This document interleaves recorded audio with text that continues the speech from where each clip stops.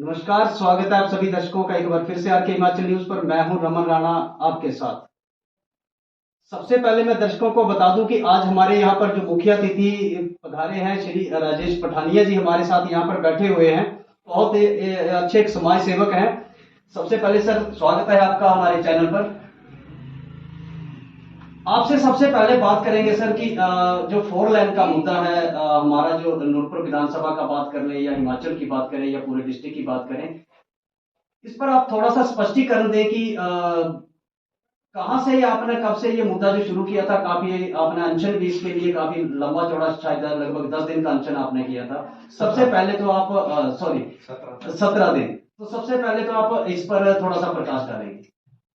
नमस्कार जी। सबसे पहले तो आपके आरके हिमाचल न्यूज को और उनके सभी दर्शकों को मेरा सादर नमस्कार।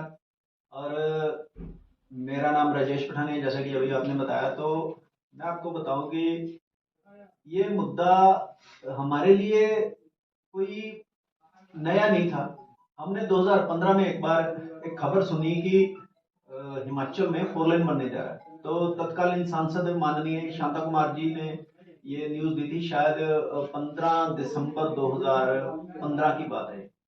तो दिसंबर महीने की न्यूज थी। तो उसके बाद ये इसकी हलचल शुरू हुई और उसके बाद फिर ये मार्च महीने में 2016 में आ गया कि ये फोर लेन जो है वो बनने जा रही है। तो उससे क्या होगा कि लोगों ने फटाफट एक, जब सांसद का बयान आ गया और सरकार का बयान आ गया, तो लोगों ने अपने जो आशियाने थे और वो उनको ना समेटना शुरू कर दिया कि ये अब 2 महीने में सड़क बननी शुरू हो जाएगी, तो हम लोग कहाँ जाएंगे। तो जाहिर सी बात है कि लोगों ने अपनी अपनी दुकानें, जिनके घर थे और जो व्यवसायी थे वहां पे, जो छोटे मोटे कारोबार करते थे, उन्होंने अपनी दुकानें या तो कहीं और शिफ्ट कर ली, शुरू कर दी, या फिर उन्होंने जमीनों के बयाने कर दिए।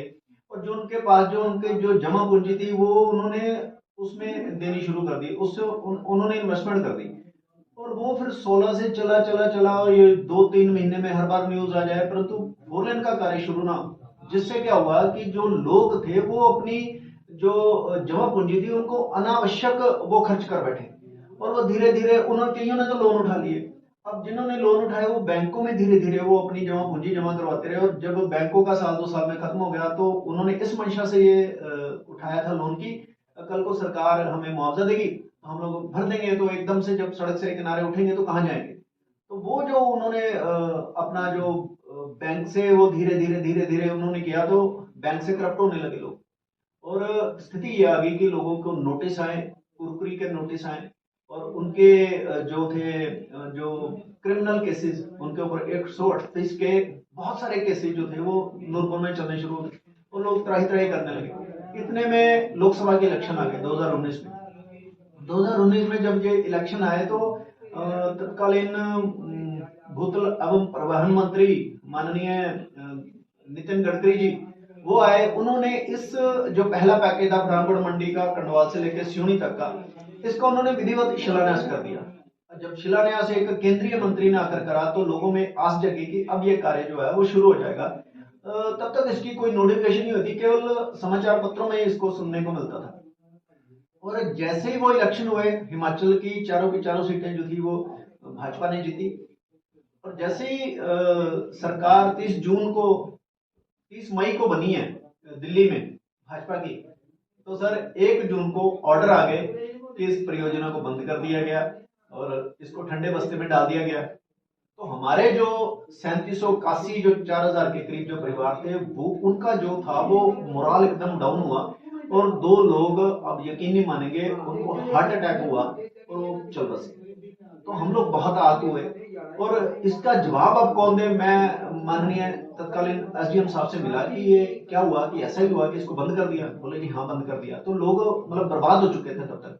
तो हमने ये सोचा कि क्यों ना एक ऐसी टीम खड़ी करी जाए जिससे कि हम सरकार से सीधी बात करें। तो हमने फिर गांव गांव जाके लोगों को इकट्ठा किया। हमारे करीब करीब 40 गांव आ रहे थे कंडवाल से लेकर सिवनी तक के, जिसमें केवल 30 गांव जो है वो नूरपुर विधानसभा क्षेत्र से थे। तो हमने उन लोगों को इकट्ठा करा और उसके बाद हमने 29 अक्टूबर, आज 30 है, तो हमने 29 अक्टूबर आज से 3 वर्ष पहले सीधी सरकार को चेतावनी देते हुए हमने कहा कि या तो हमें आप बताएं कि इस परियोजना को शुरू करना है या नहीं करना, या फिर अगर इसको शुरू करना तो उसकी डेट बताएं, अगर नहीं करना तो इसको बंद कर दे और हमारा जो हर्जाना हुआ है, जो नुकसान हुआ है, वो आप उसको भरें। इस डिमांड को लेकर हमने इसको अमर अनशन शुरू कर दिया 29 अक्टूबर को, जो कि 17 दिन तक चला।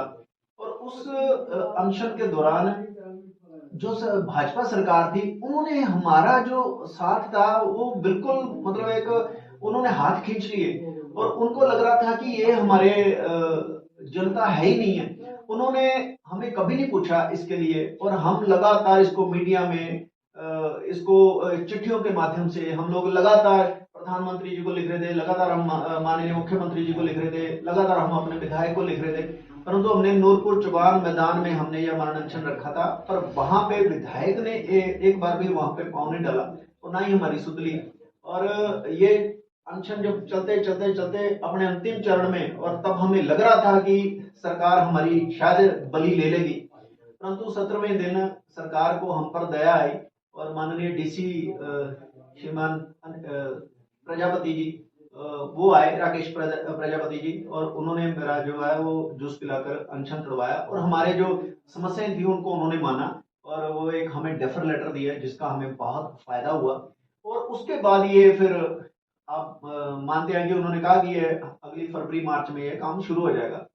पर आपको पता है कि इस दौरान ही जनवरी फरवरी में कोरोना काल आ गया, और कोरोना काल में 2 साल वैसे बंद रहा। उसके बाद इन्होंने ताबड़तोड़ जो थे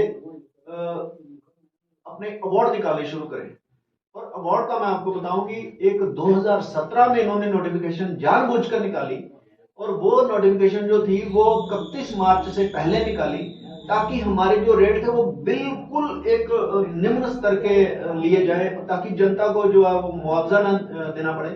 जबकि भाजपा ने अपने घोषणा पत्र में ये लिख के दिया था कि हम लोग जब भी सत्ता में आएंगे तो हम लोग 4 गुना मार्केट वैल्यू के हिसाब से मुआवजा देंगे। तो वो उन्होंने हमारे जो रेट थे, वो जो कांग्रेस सरकार ने जो रेट बनाए थे हमारे सर्कल रेट्स, उनको 40 से 70% तक कम कर दिया, जिससे हमारी जो रही सही कसर थी वो भी खत्म हो गई।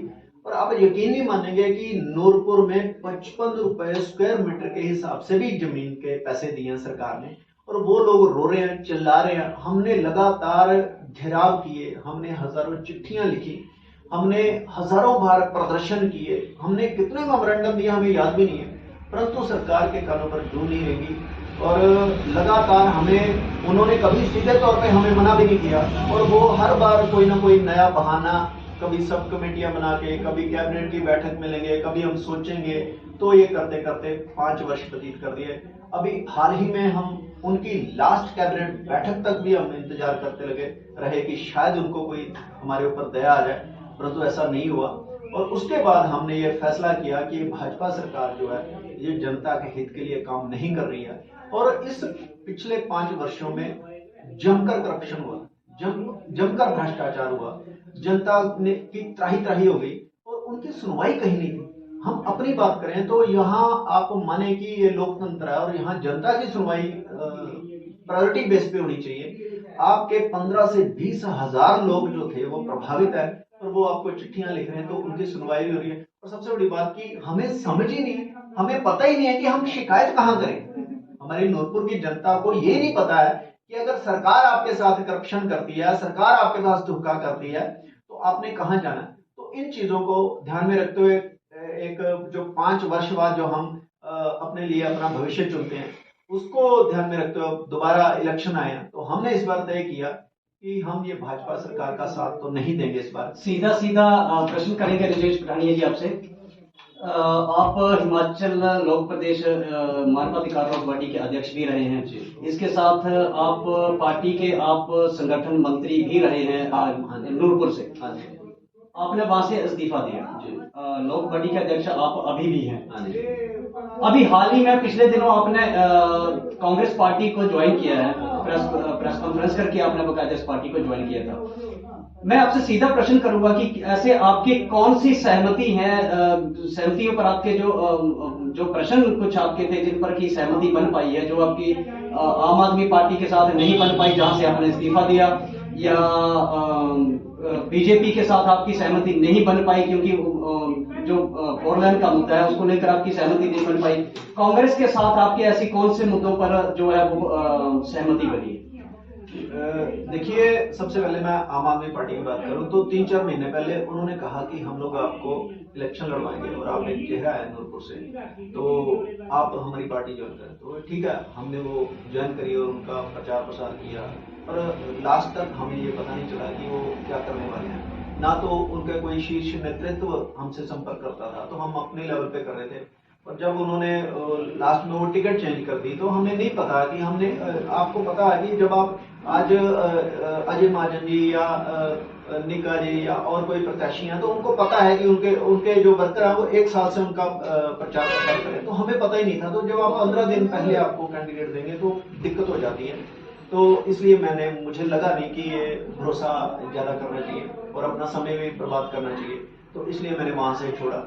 और भाजपा के साथ हमने लंबी लड़ाई लड़ी है अपने मुद्दों को लेके और जनहित के मुद्दों को लेके, तो इसलिए भाजपा का तो स्पष्ट है सबके सामने। और मैं एक ऐसा लोक बॉडी रही है, एक संस्था ऐसी की जिसने लगातार पिछले 3 वर्ष से हर हफ्ते हमने इस सरकार के खिलाफ उनकी जो कारगुजारियां थी, उनके भ्रष्ट नीतियां थी, उनको उजागर किया समाचार पत्रों के माध्यम से। और राकेश जी, रमन जी, मैं आपको एक बात बताऊं कि मैं एक सामाजिक कार्यकर्ता हूं और मैंने हमेशा जनता की आवाज को उठाया। मेरा इसमें व्यक्तिगत कुछ नहीं रहता, ना मेरी ऐसी कोई सहमति पहले थी, ना मेरी अब है, और ना मेरी कांग्रेस के साथ कोई ऐसी सहमति वाली बात हुई है। इसमें यही है कि महाजन साहब का जो उनकी छवि है, वो एक साफ सुथरा नेतृत्व करते हैं और उनके ऊपर मैंने ऐसा कोई भ्रष्टाचार का आरोप भी नहीं सुना। और सबसे बड़ी बात है कि जब तत्कालीन कांग्रेस ने हमारा ये 2 गुना जो मुआवजा था सर्कल रेट के हिसाब से, जो अधिसूचना 2015 में जारी की थी, और उन्होंने जो अगर सर्कल रेट के हिसाब से ये तय किया था तो उन्होंने हमारे सर्कल रेट काफी ज्यादा बढ़ाए थे, जिससे कि आप नूरपुर विधानसभा क्षेत्र को छोड़ दें तो आप देखेंगे वहां पे अगर कुल्लू मनाली की तरफ या नेर चौक की तरफ या बिलासपुर की तरफ, वहां जो रेट है वो बहुत ज्यादा लोगों को मिले हैं, उनका जो मुआवजा बहुत करोड़ों में मिला। उसके मुकाबले नूरपुर विधानसभा क्षेत्र में आप देखेंगे कंडवाल में 450 रुपए स्क्वायर मीटर दिया गया हमें, जबकि हमारा रेट 7,000 था। तो 7,000 से आप दिखाएगी अगर हमारा 1 फैक्टर भी हो जाए तो भी 900 रुपया स्क्वायर मीटर बना। तो उन्होंने 7 किया था, तो ये 1 फैक्टर भी होता तो 14,000 होता, तो आप अंदाजा लगा सकते हैं। तो वो जो भाजपा की हमें जो अब उन्होंने कहा था कि हम लोग इसको 4 गुना करेंगे, फिर उन्होंने सत्ता में आते वो मुकर गए। तो उन्होंने मुकरे, उन्होंने हमारे रेट भी बहुत ज्यादा कम कर दिए, जिसके लिए जो कांग्रेस है एटलीस्ट उन्होंने जो रेट बढ़ाए थे, हमें एक बहुत बड़ी आशा है कि मैं ये सोचता हूं कि मैं हर उस शख्स के पास जाऊंगा, मैं हर उस व्यक्ति के पास जाऊंगा, मैं हर उसके आगे हाथ जोड़ूंगा, उनकी मिन्नतें करूंगा कि भाई आप नूरपुर के लोगों का जो है वो हित बर्बाद मत करें, उनकी बात सुने, उनको जो राहत दे सकते हैं वो मुझे लगता है कि ये कांग्रेस पार्टी है। उनको मुझे लगता है कि वो जो कम किया भाजपा ने, वो एटलीस्ट मैं कोशिश करूंगा कि 2013 कानून लागू हो जाए और इसको जो लोगों को मुआवजा वो कानून के हिसाब से मिलेगा, क्योंकि केंद्र ने, और ये कानून भी 2013 जो कांग्रेस ने बनाया हुआ है उसको आगे भाजपा ने एज इट इज रखा है। तो अपने बनाए हुए कानून को मैं चाहूंगा कि कांग्रेस एज इट इज रखे, कम से कम अपने जो सर्कल रेट है उनको बढ़ा दे जो पहले किए थे, ताकि हमारी जनता को जो राहत आ सके। पठानिया जी, सरकार बनने में अब कुछ ही समय बाकी है, इलेक्शन जो है वो सिर पर है। ऐसे में अगर इसके बाद अगर कांग्रेस सरकार सत्ता में आती है हिमाचल प्रदेश में, अगर कांग्रेस अपनी सरकार जो है वो बहुमत के साथ बनाती है, तो क्योंकि अब 4 लाइन का काम भी जो है वो लगभग काफी प्रगति पर है, चला हुआ है, तो इसमें कितनी जल्दी जो है वो लोगों को सत्ता में आने के बाद जो है वो उनको राहत पहुंचाई जाएगी, ताकि लोग जो है वो एक उम्मीद के साथ कांग्रेस को वोट कर सके? देखिए, इसका सरकारों के हाथ में बहुत कुछ होता है, सरकार ही हमारा भविष्य तय करती है, इसलिए 5 साल बाद हम लोग इस महायज्ञ में जाते हैं। जैसे ही सरकार कांग्रेस की आती है तो हमारी प्रायोरिटी ये रहेगी, जो महाजन साहब के साथ मैंने कमिट किया और उन्होंने भी कहा कि वो भी हमारा जब अनशन था तो वो हमारा साथ जो था वो लगातार देते रहते थे, और वो ये समझते थे कि भाजपा ने जो सर्कल रेट कम कर दिया, जो कांग्रेस ने तय किए थे कि इनको इस हिसाब से मुआवजा मिलना चाहिए, तो वो जो सर्कल रेट कम किया, हमारी प्रायोरिटी रहेगी कि हम लोग उस सर्कल रेट को पहली कैबिनेट बैठक में वो सर्कल रेट बढ़ाए, ताकि नूरपुर के जो 15 से 20 हजार लोग हैं उनको राहत मिल सके। इसके साथ हमारे दूसरे मुख्य अतिथि यहाँ पर कांग्रेस के वरिष्ठ कार्यकर्ता हमारे साथ यहाँ पर जुड़े हुए हैं। खैर ये नूरपुर के ये कांग्रेस के अध्यक्ष भी हैं, इनसे भी थोड़ा बातचीत करेंगे। सर स्वागत है आपका भी हमारे चैनल पर। सारी बातचीत आपने हमारी जो है वो राजेश पठानिया जी के साथ सुनी है, तो क्या कहेंगे आप इनकी बातों पर, क्योंकि हाल ही में इन्होंने जो वो कांग्रेस पार्टी ज्वाइन की है। बात ऐसे है राणा जी, ये जो राजेश पठानिया है, मैं इनके साथ ज़्यादातर परिचित हुआ जब ये अपने 17 दिन अनशन के ऊपर रहे, और ये समाज सेवी का आदमी है, निष्पक्ष आदमी है, अच्छे आदमी है, इसलिए ही मैं इनके साथ अपना अभी हमारी दोस्ती पढ़ाई में अच्छी गहरी हो गई है। जहाँ तक मेरे को इनके अच्छे विचार लगते हैं, और ये समझदार आदमी है, इसीलिए इन्होंने अजय महाजन की छवि को पहचाना है और हमारे को भी पहचाना है, हमने इनको पहचाना है। तो ये आप आपस में जर्नी चक मिल जाते हैं एक साथ चलने के लिए, वो अच्छा लगता है। और अच्छे आदमी का साथ देना, ये तो आपको भली बात पता है कि मेरा पहला वो है राजेश पठानिया, बहुत अच्छे आदमी है, उनका साथ देंगे जहाँ जरूर। कई बार आप खैरिया के प्रधान भी रहे हैं, बहुत सारा काम जो है वो खैरिया में आपने करवाया है। एक जिस तरह से कि चुनाव जो है वो सर पर है, तो ऐसे में आप क्या एक संदेश अपनी खैरिया की पंचायत को देना चाहेंगे कि जो आपकी डेवलपमेंट की गई है, या आपके कुछ ऐसे मुद्दे रहे होंगे जिनको आप आगे बढ़कर जो अभी सरकार के बाद जिनको हल करना चाहेंगे आप? देखिए ऐसे है कि पिछले कल हमारी ये जो पब्लिक मीटिंग हुई, उसमें भी लोगों ने दर्शाया है कि हम एक हैं। आज दिन तक जो भी कार्य खैरिया में हुए, लीडरों का काम होता है ये करना वो करना, एक दूसरे के प्रति बोलना, परंतु मेरी अपनी सोच के साथ तो ये है कि जो भी काम हुआ है वो केवल मेरे से पहले जो कांग्रेस के प्रधान थे, या जब 2005 में मैं बना, मैंने कल बताया भाजपा के समय में एक ईंट तक नहीं लगी है हमारे यहाँ। जो भी काम हुआ है अजय महाजन, सात महाजन, राजा वीरभद्र जी की देन से हुआ है, और मैं अजय महाजन जी का सिपाही हूँ। और आगामी जो है वो मैंने पहले भी बोला था कि एक तो उचित शिक्षा जो कि हमारे गरीबों के बच्चे पढ़ जाए, अगर हमारे मॉडर्न इंग्लिश स्कूल मिल जाए, चाहे CSE की बिल्डिंग बन जाए, डे नाइट ये खुली रहे, यहाँ के लोगों को रात बरात कई बार डिलीवरी कुछ बड़ी मुश्किल होती है। हालात में अभी उन्होंने इलेक्शन की वजह से 108 भेजी, उनको रहने की घर से जगह प्रमोट नहीं है, हॉस्पिटल तो 4 तो उनको भी ये जितनी सुविधाएं हैं, इनको मेरी सोच है अपनी कि इनको मैं आगे बढ़ाऊंगा, और ये जो अधूरे काम है इनको पूरा करना मेरा एक अपना सपना है, और अपने होते हुए ये काम करना, इसमें मेरे को खुशी मिलेगी। और इसमें मैं अपनी पंचायत से अपील करूंगा कि आप एक मत होके अजय महाजन जी को वोट दें, कांग्रेस पार्टी को अच्छे से वोटों से जिताएं।